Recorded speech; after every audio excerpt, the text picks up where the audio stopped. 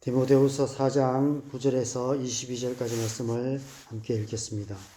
너는 어서 속히 내게로 오라. 데마는 이 세상을 사랑하여 나를 버리고 데살로니가로 갔고, 그레스게는 갈라디아로, 디도는 달마디아로 갔고, 누가만 나와 함께 있느니라. 네가 올 때에 마가를 데리고 오라. 그가 나의 일에 유익하니라. 드기고는 에베소로 보내었노라. 네가 올 때에 내가 드로아 가보의 집에 둔 겉옷을 가지고 오고, 또 책은 특별히 가죽 종이에 쓴 것을 가져오라. 구리 세공업자 알렉산더가 내게 해를 많이 입혔음에 주께서 그의 행한 대로 그에게 갚으시리니 너도 그를 주의하라. 그가 우리 말을 심히 대적하였느니라. 내가 처음 변명할 때에 나와 함께 한 자가 하나도 없고 다 나를 버렸으나 그들에게서 허물을 돌리지 않기를 원하노라. 주께서 내 곁에 서서 나에게 힘을 주심은 나로 말미암아 선포된 말씀이 온전히 전파되어 모든 이방인이 듣게 하려 하심이니 내가 사자의 입에서 건짐을 받았느니라. 주께서 나를 모든 악한 일에서 건져내시고 또 그의 천국에 들어가도록 구원하시리니 그에게 영광이 세세 무궁토록 있을지어다. 아멘. 브리스가와 아굴라와 및 오네시모로의 집에 문안하라. 에라스도는 고린도에 머물러 있고 드로비모는 병들어서 밀레도에 두었노니 너는 겨울 전에 어서 오라. 어블로와 부데와 리노와 글라우디오와 모든 형제가 다 내게 문안하느니라. 나는 주께서 내 심령에 함께 계시기를 바라노니 은혜가 너희와 함께 있을지어다. 아멘. 오늘 본문은 성경에 기록된 사도 바울이 남긴 마지막 인사말입니다. 저는 이 말씀을 묵상하면서 요한복음 13장 말씀이 생각이 났습니다. 요한복음 13장에서 사도 요한은 예수님께서 마지막을 준비하셨던 그때의 모습을 기억하며 이렇게 증거하고 있습니다. 1절에 보면 6월절 전에 예수께서 자기가 세상을 떠나 아버지께로 돌아가실 때가 이런 줄 아시고 세상에 있는 자기 사람들을 사랑하시되 끝까지 사랑하시니라. 그 후 2절에서 마귀가 벌써 가룟 유다의 마음에 예수를 팔려는 생각을 넣었더라 말씀하며 예수님께서 가룟 유다를 포함한 모든 제자들의 발을 씻어주시는 이야기가 기록되어 있습니다. 그 후에 가룟 유다가 예수님을 팔기 위해 나가는 모습을 기록하고 있는 것을 통해 사도 요한은 예수님께서 가룟 유다까지도 끝까지 사랑하셨다는 사실을 강조하고 있습니다. 오늘 사도 바울이 남긴 마지막 인사 말씀 속에서도 세상에 있는 자기 사람들을 사랑하시되 끝까지 사랑하셨던 예수님과 같은 모습을 보게 됩니다. 오늘 본문에는 디모데 외에 17명의 이름이 기록되어 있습니다. 그들 가운데는 사도 바울의 사역 초기부터 지금까지 한결같이 함께했던 동력자들의 이름과 디모데처럼 사도 바울이 믿음의 아들처럼 양육했던 제자들의 이름뿐 아니라 가룟 유다처럼 사도 바울을 배신한 이름과 사도 바울의 사역에 해를 끼쳤던 이름도 기록되어 있습니다. 사도 바울의 마지막 기록이 이런 이름들로 끝이 나고 있다는 사실이 의미심장한 것 같습니다. 아마 우리 인생의 마지막 모습도 이런 모습이지 않을까 싶습니다. 이 세상 사는 동안 우리의 인생에 축복이 되었던 소중했던 이름들과 함께 우리에게 배신감을 주고 상처를 주었던 이름들을 기억하며 우리의 삶을 마치게 되지 않을까 싶습니다.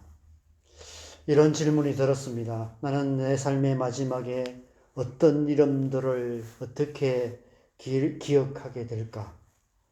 제 인생에도 소중했던 이름들이 많이 있고 어떤 이름들은 차라리 만나지 말았으면 좋았을 이름들도 있습니다. 아마 여러분도 마찬가지일 것입니다. 반대로 이런 질문도 해보게 됩니다. 나는 이 세상 사는 동안 내가 만났던 사람들에게 어떤 이름으로 기억될까? 혹시라도 기억조차 하고 싶지 않은 이름으로 남아있지는 않을까?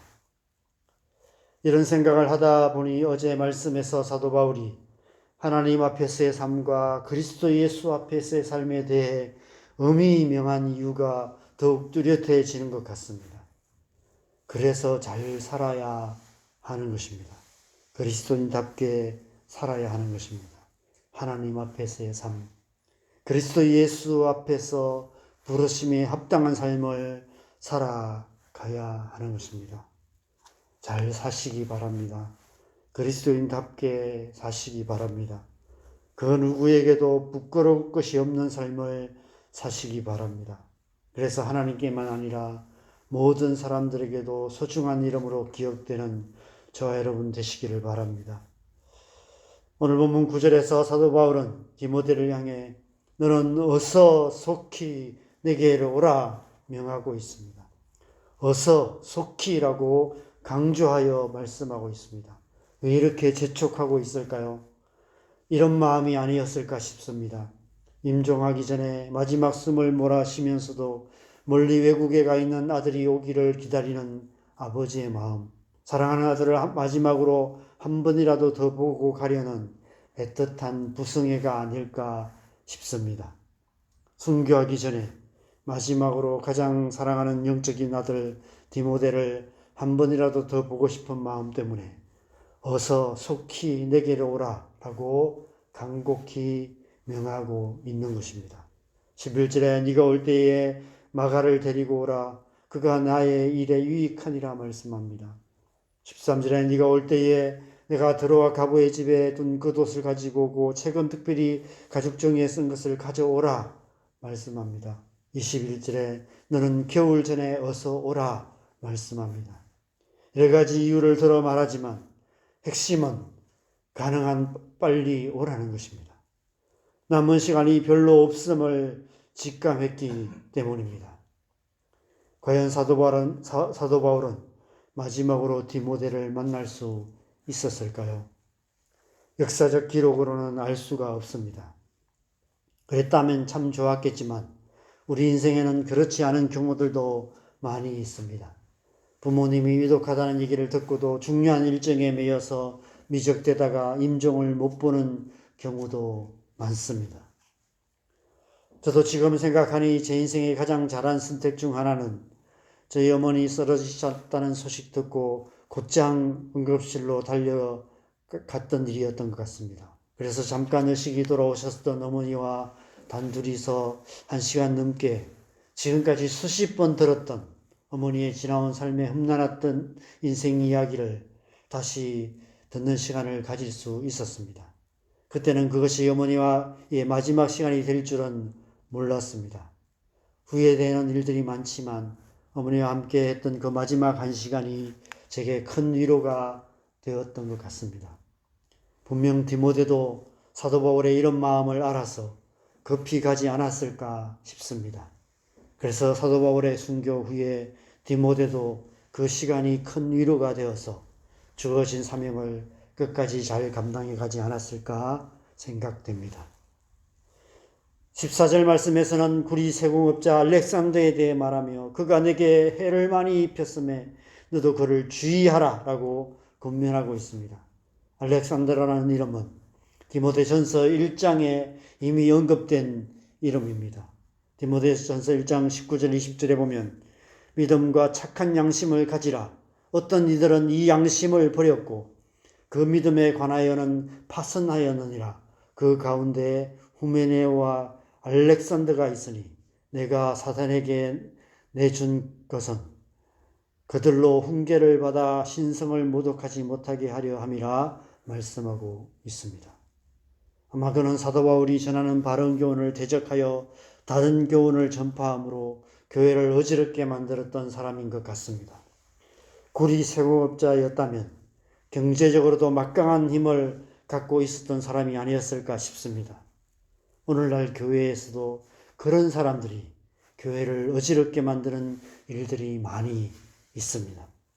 너도 그를 주의하라 말씀하고 있는 것을 보면 그의 영향력이 여전히 남아있고 또 그와 같은 사람들이 교회에 계속 있기 때문이 아닐까 생각됩니다. 16절에 보면 내가 처음 변명할 때에 나와 함께 한 자가 하나도 없고 다 나를 버렸으나 그들에게 허물을 돌리지 않기를 원하노라 말씀합니다. 성도들이 다 알렉산더의 편에 서서 사도 바울을 대적하는 일이 있었던 것 같습니다. 알렉산더의 악한 영향이 얼마나 컸었는지를 보여주는 말씀입니다. 교회 안에 알렉산더 같은 사람이 있으면 이런 결과를 낳습니다. 사람들이, 성도들이 분별력을 잃고 거기에 휩쓸려 갑니다. 사탄이 그런 사람들을 통해 교회를 무너뜨리고 깨트리려 하는 것입니다. 지금 현재 이 땅의 많은 교회에도 그런 일들이 계속해서 일어나고 있습니다. 어떻게 이길 수 있을까요? 17절에 주께서 내 곁에 서서 나에게 힘을 주셔서 내가 사자의 입에서 건짐을 받았느니라 말씀합니다. 18절에 주께서 나를 모든 악한 일에서 건져내시고 또 그의 천국에 들어가도록 구원하시리니 그에게 영광이 세세무음토록 있을지어다 아멘이라고 고백합니다. 이 고백은 사도 바울의 마지막 고백으로 가장 중요한 고백입니다. 왜 이 고백이 가장 중요한 고백일까요? 마태복음 마지막 장 마지막 절이 어떻게 끝나는지 여러분 아실 것입니다. 마태복음 28장 20절 하반절에 보면 예수님께서 볼지어다 내가 세상 끝날까지 너희와 항상 함께 있으리라 약속하셨습니다. 지금 사도 바울은 이 예수님의 약속대로 예수님께서 항상 함께 계셨다라고 고백하고 있는 것입니다. 그가 극한 고난을 당했을 때, 지치고 피곤하고 힘들었을 때, 좌절되고 낙심되었을 때, 두렵고 떨렸을 때, 생명의 위협을 당했을 때, 예수님께서 약속하신 말씀대로 내 곁에 서서 나에게 힘을 주셔서 나를 모든 악한 일에서 건져내셨다고. 그리고 이제 곧 순교를 당하게 되겠지만 예수님께서 그 시간도 함께 계셔서 그의 천국에 들어가도록 구원하실 것을 확신한다고 당당하게 고백하고 있는 것입니다. 이 고백은 지나온 사도 바울의 모든 삶과 사역에 대한 최후의 신앙 간증입니다. 여러분, 간증이란 하나님의 말씀이 삶 속에 이루어진 개인적인 체험에 대해 증거하는 것입니다. 하나님께서 말씀하신 그대로 약속하신 그대로 행하신 것을 간증하며 증거하며 하나님을 찬양하는 것이 신앙 간증입니다. 그의 첫 신앙 간증이 담메색 도상에서 예수님을 만난 사건이었다면 예수님께서 약속하신 말씀대로 지금까지 항상 함께 하셨음을 고백하며 그에게 영광이 세세무궁토록 있을지어다 아멘이라고 고백하는 오늘 본문 17절과 18절은 그의 최후의 신앙 간증인 것입니다. 이 간증이 저와 여러분의 마지막 신앙 간증이 될 줄 믿습니다. 볼지어다 내가 세상 끝날까지 너희와 항상 함께 있으리라 약속하신 예수님께서 저와 여러분의 삶 속에서도 항상 함께 계셔서 우리에게 힘을 주셔서 모든 악한 일에서 건져내시고 또 그의 천국에 들어가도록 구원하실 것이기 때문입니다. 언제나 우리와 함께 하시는 주님과 동행하는 삶을 살아가시는 저와 여러분 되시기를 바랍니다. 그래서 우리의 삶의 마지막에 그에게 영광이 세세무궁토록 있을지어다 아멘이라는 최후의 신앙 고백을 할 수 있는 신앙 간증을 할 수 있는 저와 여러분 되시기를 주님의 이름으로 간절히 축원합니다. 함께 기도하겠습니다.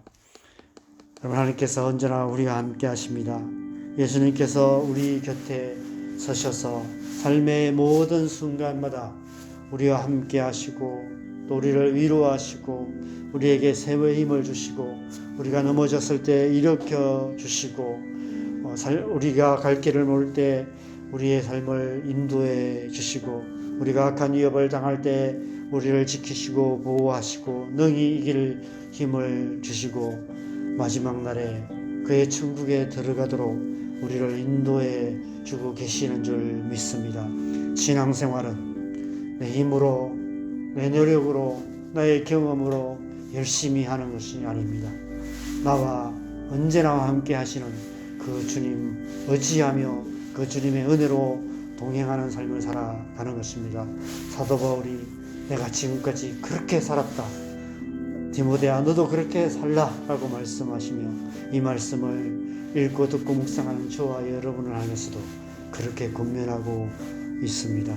그래서 오늘 말씀 마지막에 보면 주 예수의 은혜와 은혜가 너희와 항상 함께 있을지어다 라고 축복하고 있습니다. 주님의 은혜가 우리와 함께하고 계십니다. 그 은혜를 의지하여서 오늘 하루도 믿음으로 승리하는 삶 살고 우리의 남은 삶 주님과 동행하는 삶 살아가는 우리의 삶 될 수 있도록 우리의 삶을 주님의 은혜에 맡겨드리며 함께 기도하시고 그 믿음 주셔서 오늘라도 믿음으로 주님만 바라보며 주님과 동행하는 삶 살아가게 하여 주시옵소서. 함께 기도했으면 좋겠습니다. 기도하겠습니다.